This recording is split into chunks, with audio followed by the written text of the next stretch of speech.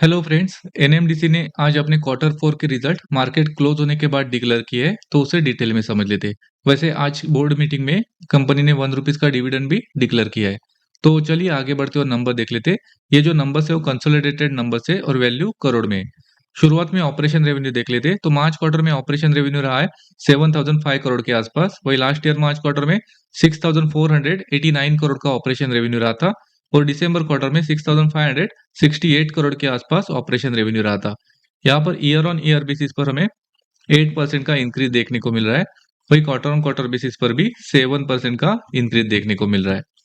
अब total income देख लेते हैं। तो टोटल इनकम रहा है मार्च क्वार्टर में 7497 करोड़ का। वही लास्ट ईयर मार्च क्वार्टर में 6908 करोड़ का टोटल इनकम रहा था और दिसंबर क्वार्टर में 6943 करोड़ का टोटल इनकम रहा था।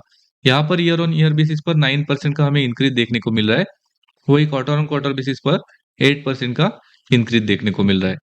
अब आगे बढ़ते और कंपनी के टोटल एक्सपेंसेस देख लेते हैं। तो कंपनी के टोटल एक्सपेंसेस रहे मार्च क्वार्टर में 5159 करोड़ के। वही लास्ट ईयर मार्च क्वार्टर में 4520 करोड़ के आसपास टोटल एक्सपेंसेस रहे थे और दिसंबर क्वार्टर में 4359 करोड़ के टोटल एक्सपेंसेस रहे थे।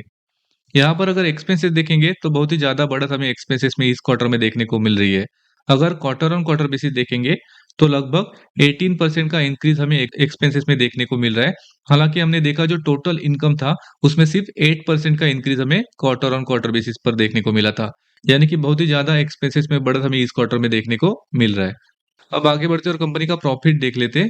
तो कंपनी का प्रॉफिट रहा है मार्च क्वार्टर में 1483 करोड़ का। वही लास्ट ईयर मार्च क्वार्टर में 1416 करोड़ के आसपास नेट प्रॉफिट रहा था और दिसंबर क्वार्टर में 1897 करोड़ के आसपास प्रॉफिट रहा था।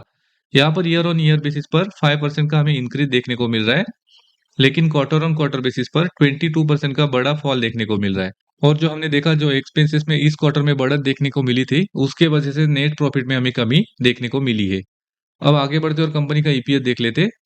तो कंपनी का बेसिक ईपीएस रहा है मार्च क्वार्टर में ₹1.68 का। वही लास्ट ईयर मार्च क्वार्टर में ₹1.61 का ईपीएस रहा था और दिसंबर क्वार्टर में ₹2.14 का ईपीएस रहा था। यहाँ पर अगर ईयर ऑन ईयर बेसिस देखेंगे तो हल्की बढ़त हमें ईपीएस में देखने को मिल रही है। वही क्वार्टर ऑन क्वार्टर बेसिस पर गिरावट देखने को मिल रही है।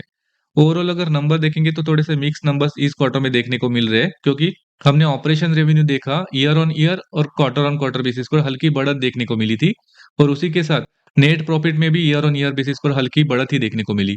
लेकिन जो एक्सपेंसेस में बढ़त हमें इस क्वार्टर में देखने को मिली उसके वजह से क्वार्टर ऑन क्वार्टर बेसिस पर नेट प्रॉफिट में बड़ी गिरावट देखने को मिली।